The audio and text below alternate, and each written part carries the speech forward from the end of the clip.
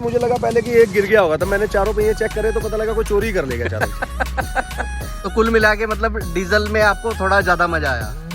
Diesel में तो मजा है ही। नमस्कार दोस्तों, स्वागत है एक बार फिर से आपका। तो आज एक नई वीडियो के साथ आए हैं दोस्तों। ये जो सामने आप कार देख पा रहे हैं, ये मारुति सुजुकी की तरफ से स्विफ्ट डिजायर है, जो कि सीएनजी वेरिएंट है। वैसे नॉर्मली ये टूर एस के नाम से आती है दोस्तों। तो भाई ने लिए, तो इसके बारे में जानकारी लेंगे कि क्यों इन्होंने इसका सिलेक्शन किया और क्या क्या एक्सेसरीज इन्होंने बाहर से लगवाई हैं, क्या क्या इसमें मॉडिफिकेशन कराना पड़ा इनको, और क्या इसका एफिशिएंसी है, यानी कि माइलेज वगैरह के बारे में बात करेंगे। तो मिलते हैं सत्येंद्र भाई से। नमस्कार जी। सत्येंद्र भाई, सीएनजी वेरिएंट का आपका मन बना, तो आपके पास कौन कौन से ऑप्शन थे सीएनजी वेरिएंट लेने के लिए? यार सीएनजी के में ना मार्केट में कुछ ज़्यादा ऑप्शन नहीं है फिलहाल। सबसे ज़्यादा तो अभी फ़िलहाल मारुति पे लोग ट्रस्ट कर रहे हैं, क्योंकि आज के टाइम में जितना खर्चा बाकी कंपनियां दे रही हैं, आप लगा के चलोगे सर्विस का खर्चा है या बाकी स्पेयर पार्ट का खर्चा है, उसमें मारुति सबसे अच्छी है अभी जी। दूसरा क्या है कि आप हुंडई में जा सकते हैं। हुंडई में इसी वेरिएंट में एक ओरा गाड़ी आई हुई है जी जी, जो कि इसके हिसाब से अगर आप जाओगे तो प्राइस में थोड़ी कॉस्टली है। दूसरा क्या है, उसकी सर्विस कॉस्ट महंगी है।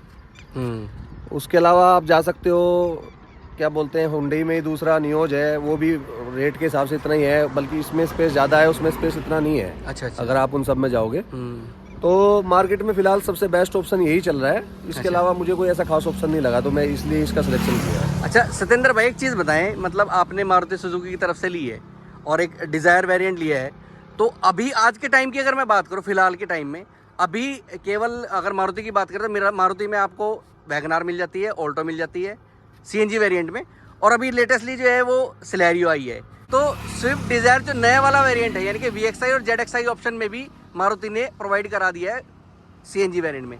तो थोड़ा रिग्रेट फील नहीं हो रहा कि मैंने पहले ले लिया? आपने कितने दिन पहले ली गाड़ी है? मैंने गाड़ी ली थी 27 जनवरी को।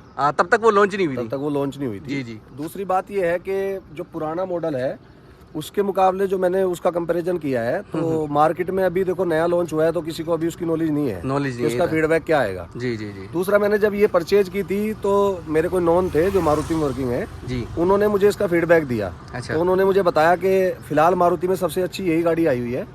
और आप वैगनार की बात कर रहे हो, अल्टो की बात कर रहे हो, तो अल्टो में तो इतना स्पेस नहीं है जी। अगर आप वैगनार को चेक करोगे तो वैगनार के और इसके प्राइस में कोई इतना अंतर नहीं है जी। बट अगर आप उसकी क्वालिटी चेक करोगे ना, तो क्वालिटी में बहुत ही कम वो है। अगर कंपैरिजन करो तो ये बहुत मजबूत है और वो बहुत ही लाइट है। तो सत्येंद्र भाई, जैसे आप अभी तक चला रहे हैं इसको, पेट्रोल पे भी चलाई होगी आपने और अपने सीएनजी पे भी चला रहे हैं, तो माइलेज कैसा निकाल रही है?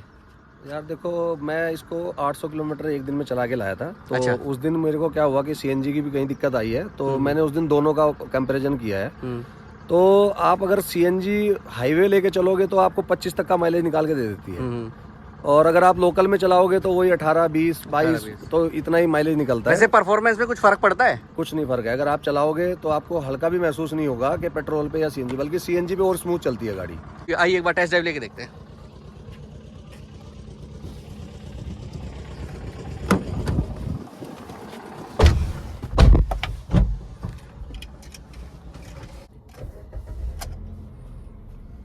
ये देख लो दोस्तों, पेट्रोल पे ही स्टार्ट हुई है, थोड़ा टाइम के बाद ये हीट लेने के बाद सीएनजी पे कन्वर्ट हो जाएगी।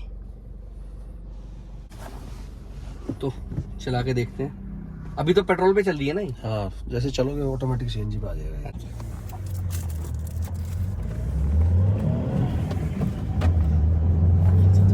सीएनजी कन्वर्ट हो चुकी है, तो अभी सीएनजी पे चल रही है। सीएनजी पे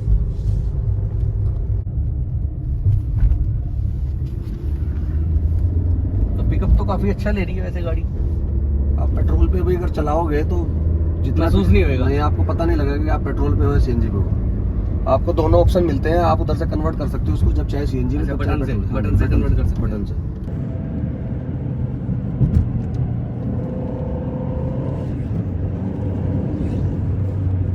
आप सच सच बताएं कि अगर आज के टाइम पे, यानी कि सपोज करो जनवरी में आपने कह रहे आप खरीदी मैंने, तो अगर जनवरी के टाइम पे नई जनरेशन का ऑप्शन आपके साथ साइड में जुड़ा होता, यानी कि एक नई जनरेशन आप ले सकते हैं और एक ये ऑप्शन मिला है, तो आप नई जनरेशन की तरफ जाते कि नहीं जाते? देखो दोनों का ना पहले फीडबैक लेना पड़ता है कि मार्केट में क्या कैसे चल रहा है। कोई नई चीज़ अगर मार्केट में आती है तो आते ही अगर आप उसको ट्राई करते हो तो आप एक हिसाब से उसको टेस्ट कर रहे हो। अब टेस्ट करने के बाद आपको नहीं पता कि वो कैसे उसको परफॉर्म करेगी या कैसे नहीं करेगी। तो आई थिंक मेरे पास अगर ऑप्शन भी होता तो मैं उसमें टाइम लेता पहले कि पहले उसकी परफॉर्मेंस देखता हूँ। अगर उसकी परफॉर्मेंस ठीक होती तो मैं दोनों में सिलेक्शन करता। चलो वो भी मान लेते हैं, जैसे कहते हैं कि जब इसका बाप अच्छा है, यानी कि इसका बाप अच्छा है तो बेटा भी अच्छा ही होएगा। तो अगर उसके पेट्रोल वर्जन की बात करूं मैं, कि अगर मान लो पेट्रोल की कंपैरिजन करें इसका और उसका, तो पेट्रोल तो उसका काफ़ी अच्छा है। यानी कि अगर मैं माइलेज की भी बात कर लेता हूँ एक बार को, तो माइलेज में भी इससे प्लस ही रहती है माइलेज में वो। अगर मैं नॉर्मल इंजन की बात करूँ तो माइलेज, कंफर्ट, राइडिंग क्वालिटी और अपना हार्टेक प्लेटफॉर्म पे बनी है, तो उसकी स्टेबिलिटी भी काफ़ी अच्छी है ऑन द हाईवे। तो वो चीज़ में तो अच्छी है वो। बाकी अगर मान लें तो सेम सीएनजी का ऑप्शन, सेम जो सीएनजी का अपना सेटअप है वही तो उन्होंने बिठाया है उसके अंदर। तो सेम जो सीएनजी सेटअप इसमें बैठा है वही इसमें बैठा है, तो उसको हिसाब से भी तो आप मान सकते हैं कि वो अच्छी होगी। नहीं, एक्चुअली क्या है, मेरे पास ना 2016 में भी स्विफ्ट डिजायर थी। अच्छा। तो मैं नई लेके आया था। तो उसके बाद मैंने उसमें बाहर से सीएनजी फिटेड कराई थी। अच्छा। तो पहले कुछ टाइम मैंने उसको पेट्रोल पे यूज किया है, तो मेरे को मतलब जो स्मूथनेस उसमें लगी थी। तो उसके बाद जब मैंने नई ड्राइव की तो मुझे वो मज़ा नहीं आया उसमें। अच्छा। तो मेरा शुरू से ये रुझान था कि जो पुरानी डिजायर है नई के मुकाबले वो ज़्यादा बेस्ट है। अच्छा अच्छा। वैसे आपने जो नई वाली ड्राइव की उसमें कोई हाइट का इशू आता है कि आपकी, जैसे हाइट में 6 फीट मानते हैं, कि 6 फीट होने की वजह से कोई हाइट का हेड रूम की कोई दिक्कत आती है? नहीं, ऐसा कुछ नहीं लगा, बट जो कंफर्ट इस पे आया ड्राइव में उसमें वो कंफर्ट नहीं आया मुझे। अच्छा अच्छा। तो कोई ऐसे कुछ पॉइंट्स बताएं हमारे व्यूवर्स को कि जो इसके अंदर पॉजिटिव लगे आपको एज कम्पेयर टू जो नई जनरेशन है। इसके पॉजिटिव मैं आपको बहुत सारे बता सकता हूँ जी। इसमें क्या होता है कि जैसे आप इसको स्टार्ट करते हो तो ये आपको हल्का पेट्रोल लेगी, उसके बाद ऑटोमेटिक सीएनजी पे चली जाएगी। तो आपको उसमें करने की कुछ भी जरूरत तो नहीं है। सभी में हो जाता है वो? तो नहीं होता क्या है ना, कुछ गाड़ियां बहुत ज्यादा टाइम लेती हैं। अच्छा। आप अगर बाहर से फिटेड कराओगे ना, हाँ, वो उसका कह सकते हैं, तो वो कुछ टाइम लेती वो है। टाइम लेती है। तो इसमें क्या है कि जैसे ही आपकी सीएनजी पे जाएगी तो आपको ये पता नहीं लगेगा कि आप पेट्रोल पे ड्राइव कर रहे हो या सीएनजी पे कर रहे हो। नहीं, मैंने अभी जैसे चला के देखी गाड़ी, तो मुझे तो कोई बहुत ही माइनर सा डिफरेंस लगा, मुझे कोई खास माइनर उसमें डिफरेंस। अगर आप रेगुलर चलाओगे ना तो रेगुलर में आपको माइनर भी महसूस नहीं होगा। एक्चुअली होता क्या है ना कि हम बहुत सारी गाड़ियां ड्राइव करते हैं, जब अपनी गाड़ी पे आते हैं तो हमें उसका पता लगता है कि वो कैसे चलती है, ये कैसे चलती है। अब जब रेगुलर आप अपनी गाड़ी चलाते हैं ना तो आपको पता लग जाता है कि हाँ इसमें स्मूथनेस किस चीज़ में है। तो दोस्तों मैं आपको बता देता हूँ, ये स्विफ्ट डिजायर टूर मॉडल है, यानी कि टूर एस के नाम से जो आती है।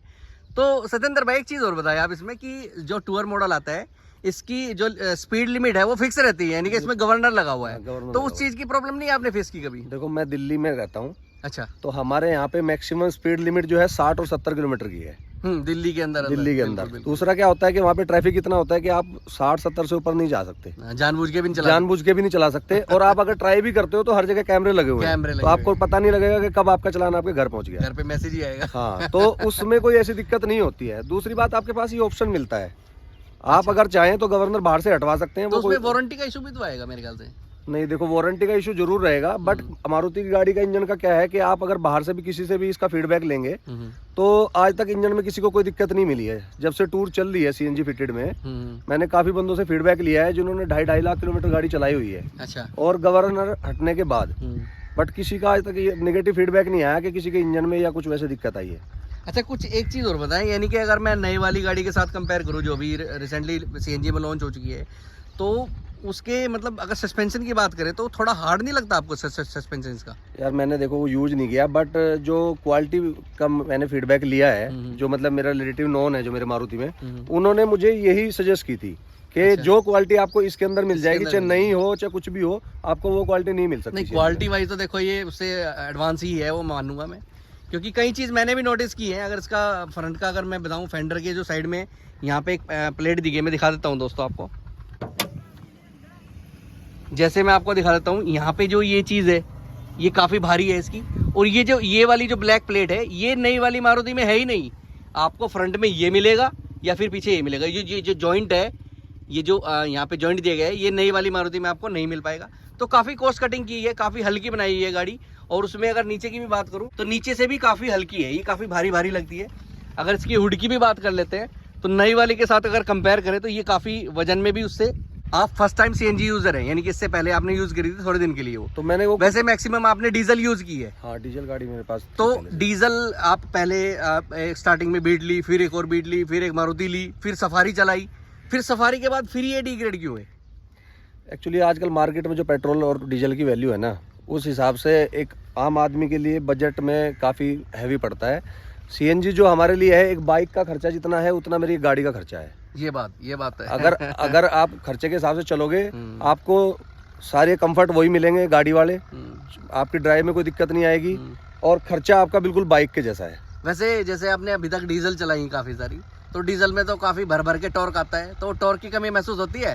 हाँ बिल्कुल होती है। यानी कि जब पंजा दबाते हैं तो वही बड़ा बिल्कुल होती है, क्योंकि उनकी जो मजबूती होती है ना, वो इन गाड़ियों की कभी नहीं हो सकती है। कभी नहीं हो सकती, ये बात है। तो कुल मिला के मतलब डीजल में आपको थोड़ा ज़्यादा मजा आया? डीजल में तो मजा है ही। ये तो एक्चुअली क्या है, बजट फ्रेंडली गाड़ी है, तो अपना जिसकी रनिंग ज्यादा होती है उस वजह से वो उसको यूज कर सकता है। अगर आपको गाड़ी चलाने का मजा लेना है तो डीजल से अच्छी गाड़ी कोई नहीं है। डीजल में ज्यादा मजा आता है, ये तो है। खैर वैसे अभी डीजल तो आपने एक गाड़ी और है ना? गाड़ी हमारे पास खड़ी हुई है, उसकी रनिंग बहुत कम होती है, तो उसको हम इतना यूज नहीं करते, वो ब्रदर चलाता है। तो कभी कभी मन किया थोड़ा बस चला ली कभी। क्योंकि एक्चुअली क्या है, रनिंग ज्यादा होने के उसमें ना आपको जो ये बजट फ्रेंडली पड़ेगी, इससे अच्छी गाड़ी आपको कोई सी नहीं मिलेगी। ये तो है, क्योंकि आप एक बाइक के खर्चे में 4 बंदे बैठ के चल सकते हैं गाड़ी में, खर्चा आपका उतना ही होता है। ये तो बात है। नहीं वैसे अगर 4 बैठेंगे तो फिर उसके कंपैरिजन, बाइक के कंपैरिजन तो ये सस्ती पड़ेगी। ये बहुत ज्यादा सस्ती है। आपके माइलेज पे इतना फर्क नहीं आता है। माइलेज अगर आप उस चीज को लेके चलोगे तो उस हिसाब से बहुत सस्ती गाड़ी पड़ेगी आपको। वैसे इसमें जैसे आपने टूर एस के नाम से कंपनी फिटेड के अलावा आपने मतलब क्या क्या मॉडिफिकेशन कराई, यानी कि बेसिक जिसको कहते हैं, जो बेसिक चीज इसमें नहीं थी वो क्या क्या लगाई आपने? आगे एक तो इसमें स्पीकर नहीं थे। अच्छा। मेन चीज जो होती है, स्टीरियो नहीं था, स्टीरियो लगवाया है।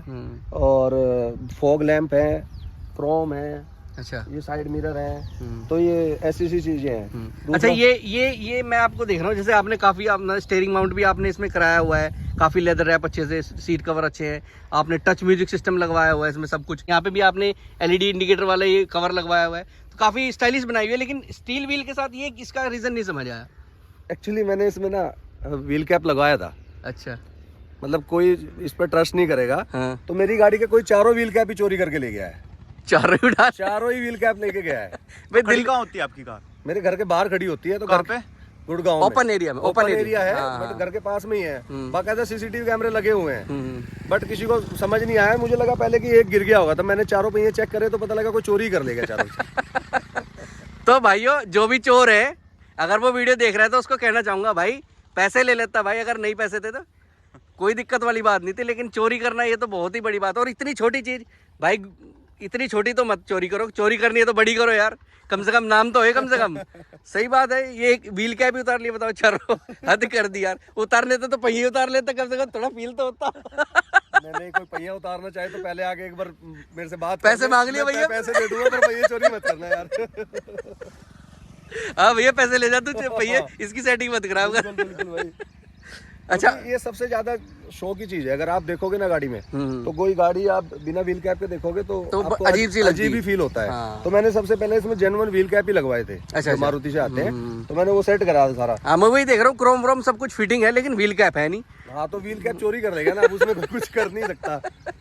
बंदे को और कुछ नहीं मिला तो व्हील कैप ही उतार ले गया। हाँ, ये तो है, ये तो है। तो गुड़गांव में चीजें हैं, छोटी छोटी चीजें हैं। मेरे पास पहले गाड़ी थी, पहले ये साइड का उतार के ले गया था, लाइट वाला। अच्छा, ये वाला पहली कार में लगवाया आपने कवर? ये था, तो ये लाइट का ये कवर ही उतार के ले गया ग्लास से, दोनों साइड के। भाई दिल्ली में चोर बसते हैं भाई। अच्छा। तो और कोई इसके साथ आपका इंसिडेंट हुआ हो, कोई मतलब आपको फील किया हो कि हाँ, मतलब आपको रिग्रेट फील हुआ हो इस चीज़ में, यानी कि जैसे आप कहीं ऐसी जगह चले गए हो कि आपको सीएनजी नहीं मिल पाई और फिर पेट्रोल पे चलानी पड़ रही है, कुछ ऐसा कुछ हुआ? यार उसमें कोई इतनी बड़ी चीज नहीं है, क्योंकि पहले मैंने डीजल चलाई हुई है, तो उनका माइलेज कम होता था। अच्छा। आप इस पे अगर इसको पेट्रोल पे भी चलाओगे तो आपका इतना कॉस्टली नहीं पड़ेगा। हाँ, पहले सफारी चला रखी है तो ये तो सस्ती दिखेगी भाई। तो इसका क्या है ना, इसका माइलेज आप अगर पेट्रोल पे भी चलाओगे तो 20+ ही आपको देगा। बाकी आपकी ड्राइव के ऊपर है, आप कैसे ड्राइव करते हैं। तो 20+ से ऊपर मेरे हिसाब से पेट्रोल वगैरह आएगा तो आपको इतना कॉस्टली फील नहीं होगा। अच्छा, वैसे एक्सरसाइज में आपने क्या क्या ऐड किया इसके में? मतलब एक तो ये आपने ये इसके ये कराए हैं मैंने इसमें। हाँ। और व्हील कैप थे, व्हील कैप थे इसमें, आगे दोनों फॉग लैंप है। अच्छा, फॉग लैंप भी इसके लगाए हैं? हाँ, फॉग लैंप लगे हुए हैं। ठीक है। ये क्रोम लगे। तो ये जेन्युइन मारुति वाले ही फॉग लैंप थे? जेन्युइन है, इसमें कोई काम मैंने लोकल नहीं कराया, सारा जेन्युइन काम है। अच्छा, ये साइड बीडिंग है आपकी क्रोम वाली? ये साइड बीडिंग है। अच्छा, ये क्रोम किट पूरी होगी मेरे ख्याल से? क्रोम किट है, ये पूरी क्रोम किट थी। अच्छा। अच्छा, बैक पे भी क्रोम लगा हुआ है। अच्छा, क्रोम के आप शौकीन होते हैं, मैंने देखा है आप बहुत क्रोम लगवाते हैं गाड़ी में। पहले भी मैंने आपकी गाड़ी देखी है तो उनमें भी बहुत क्रोम लगाते हैं। ऐसा क्रोम के पीछे क्या रीजन है? आप फ्रंट की ग्रिल भी कह रहे थे क्रोम करा लूं। यार गाड़ी का ना पूरा लुक चेंज हो जाता है। अगर आप फीडबैक लोगे किसी से भी, हाँ। तो मेरे हिसाब से ना आपकी क्रोम लगने के बाद गाड़ी का जो लुक होता है ना, वो डबल चेंज हो जाता है। और जब ये थोड़े दिन बाद ये खराब होते हैं तब क्या होता है? तो इसको हमारे पास चेंज का ऑप्शन होता है, अब इसको फिर दोबारा चेंज करा सकते हैं, कोई इतनी बड़ी चीज नहीं। लेकिन रखेंगे क्रोम वाली। क्रोम वाली। तो यानी कि टॉप एंड जो फीचर है वो आप अपनी गाड़ी में ऐड कराते हैं। बिल्कुल। अच्छा, म्यूजिक सिस्टम के बारे में कैसा, मतलब आपने कौन सा लगवाया? टच वाला? टच एंड्रॉयड म्यूजिक सिस्टम है मेरे पास। मैं आपको दिखाता हूँ दोस्तों, ये फुली टच है और ये लेदर रैप बड़ी अच्छी की हुई है, किसी दिल्ली में कराई है भाई ने, तो बहुत ही अच्छी कंपनी फिटेड लगती है देखने में एकदम। तो काफ़ी अच्छी लेदर रैप करी है। तो ये म्यूजिक सिस्टम में तकरीबन कितना खर्चा है आपका? यार 10,000 रुपये का म्यूजिक सिस्टम था, 4,000 रुपये के मेरे JBL के स्पीकर लगवाए हैं मैंने चारों। अच्छा। और बाकी एम्प और वूफर मेरे पास पहले से रखा हुआ, सारा म्यूजिक सिस्टम लगा हुआ है। तो एम्प और वूफर का स्पेस है इसके अंदर? वो करना पड़ता है आपको। CNG किट आने के बाद आपका स्पेस कम होता है, ये तो है, वो एडजस्ट कर लेता है आदमी उसमें। तो ओवरऑल आप, मतलब एक मैं आपसे अगर सजेशन मांगूं कि ओवरऑल आप इस गाड़ी को किन बंदों के लिए सजेस्ट करेंगे, यानी कि जो ड्राइविंग एंथुजियास्ट हैं, यानी कि जिनको ड्राइविंग चलाना बहुत ज़्यादा मतलब फन टू ड्राइव पसंद है, उनको आप रिकमेंड करेंगे इसको? बिल्कुल करेंगे, इसमें आपको कोई दिक्कत महसूस होगी नहीं, क्योंकि हमें मोस्टली क्या दिक्कत होती है, अगर हम बाहर से CNG फिटेड कराते थे ना, तो हमारे पिकअप पे और ड्राइव स्मूथनेस में फर्क होता था। ये तो है, बट जब से ये कंपनी फिटेड आई है ना, तो ये सारी चीजें दूर हो गई हैं। अच्छा, आप किन लोगों को बोलेंगे इस गाड़ी को लेने के लिए? जो फैमिली ओरिएंटेड बंदे हैं या जो स्पोर्ट्स यानी कि थोड़ा? नहीं, जो फैमिली ओरिएंटेड है, बजट फ्रेंडली चाहते हैं, तो वो इस गाड़ी को बिल्कुल यूज कर सकते हैं। अच्छा, एक बात और बताइए सतेंद्र भाई, जैसा आप गाड़ी चलाते हो, इसमें 5 बंदे बैठा के और AC चला के, तो कैसी परफॉर्मेंस करती है गाड़ी? परफॉर्मेंस में कोई फर्क नहीं आता। देखो वेट जितना होगा तो 19-20 फर्क पड़ेगा, बट आप अगर चला के देखोगे तो स्मूथनेस में कोई फर्क नहीं आता है। वही जैसे नॉर्मल डीजल पेट्रोल में फर्क आता था, वो उतना ही फर्क आएगा। ऐसा नहीं है कि 5 बंदे बैठ गए, AC आ गया, दबगी, बिल्कुल वो हो गया। आप इसका AC यूज करोगे तो आपको, जैसे नॉर्मल गाड़ी ना इंजन पे पता लगता है कि AC ऑन हो गया नहीं हो गया, इसमें आपको CNG पे भी पता नहीं लगेगा कि आप AC चला रहे हो या बिना AC के चला रहे हो। अच्छा, जैसे कि हमारा एरिया जो है जहाँ हम रहते हैं, हम इसकी बात करें तो हमारा पहाड़ों में बहुत टूर लगता है, यानी कि हमारे पता चला सैटरडे संडे फ्री हुए, चलो पहाड़ों में। आप पहाड़ पे लेके गए, कुछ इसका है कोई फीडबैक पहाड़ का? एक्चुअली अभी नई ली है तो ज्यादा टाइम हुआ नहीं है, तो अभी कोई टूर हुआ नहीं है, जल्दी टूर आने वाला है, तो उसका मैं फीडबैक पहाड़ का फीडबैक बताएंगे। जरूर दूंगा मैं उसका, क्योंकि मैं जैसे मतलब अपनी ऑडियंस को बता देता हूँ कि पेट्रोल गाड़ी तो पहाड़ पे कभी दिक्कत करती नहीं, लेकिन जो डीजल सड़क पे प्लेन पे बढ़िया परफॉर्मेंस करती है, वो पहाड़ पे बिल्कुल परफॉर्मेंस उसकी 50% हो जाती है। तो वैसा फील अगर इसके होता हो, मैंने कहा नहीं, तो मैंने अभी यूज किया नहीं है। और बाकी आपको पता ही है कि दिल्ली NCR में मोस्टली गाड़ियां टूरिस्ट चल रही हैं अभी टैक्सी में, तो ऐसा तो है नहीं कि वो गाड़ियां हिल पे नहीं जाती। बट अभी तक किसी का फीडबैक मैंने लिया नहीं है, मैं खुद का फीडबैक दूंगा आपको जैसे मैं इसको यूज करके। वैसे अगर मैं आपको नेक्स्ट टाइम भाई की वीडियो जरूर बनाएंगे जब पहाड़ का इनका टूर होएगा, तो मैं एक चीज और पूछना चाहूंगा कि जैसे इसका गवर्नर सेट किया हुआ है, RPM इसके सेट है, यानी कि स्पीड तो नहीं सेट होती, RPM सेट है। कई बार पहाड़ पे कोई ऐसी दिक्कत आ जाती है कि खड़ी चढ़ाई आ गई, RPM हमें गाड़ी की हाई चाहिए, तो उस चीज़ को जरूर आप बताना कि हाँ वहाँ पे कोई दिक्कत होती है कि नहीं होती, उसको पूरी तरीके से आप उसको वहाँ पे टेस्ट करना। वैसे अगर मौका लगा तो भाई के साथ हम भी जाएंगे।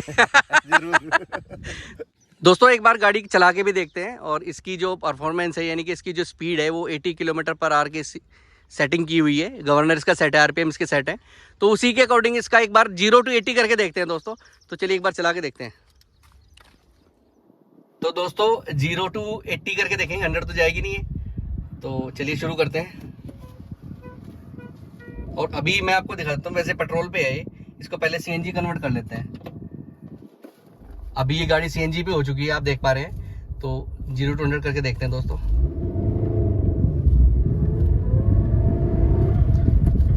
लैग लेती है एक बार उठने में, थोड़ा लैग तो फील हो रहा है, लेकिन टाइम काफी ले लिया इसने। अगर मैं इसके साथ अल्टो भगाऊं तो उससे पहले चल जाएगी। अभी पेट्रोल पे भी देखेंगे सेम चीज करके। हाँ, इसके बाद पेट्रोल पे भी देखेंगे। बस हो गई, रोकना।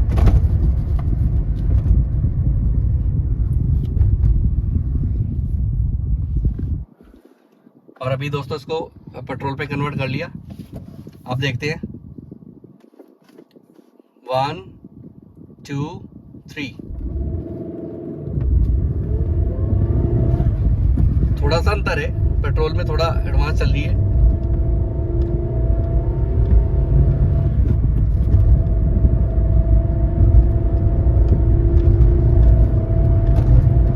और दैट्स इट।